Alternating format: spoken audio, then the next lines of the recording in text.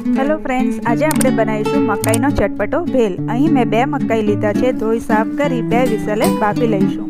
આપણા મકાઈ બફાઈ ગયા છે, હવે એના દાણા કાઢી લઈશું। મેં અહીં ટામેટું, લીલા ધાણા, કાંદો અને કેપ્સિકમ ઝીણા સમારી લીધા છે અને લીલા ધાણા અને મરચાંની પેસ્ટ વાટી લીધી છે। હવે એક બાઉલમાં બધી સામગ્રી ભેગી કરી દઈશું। જો તમે મારી ચેનલ પર નવા હોય તો લાઈક અને સબસ્ક્રાઈબ જરૂરથી કરજો।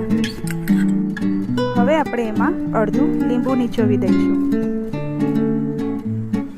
લીંબુ નીચવાઈ ગયું છે। હવે અડધી ચમચી લાલ મરચું પાવડર, સ્વાદ અનુસાર મીઠું, અડધી ચમચી ચાટ મસાલો પાવડર નાખી બરાબર મિક્સ કરી લઈશું। હવે એક સર્વિંગ બાઉલમાં એને કાઢી લઈશું।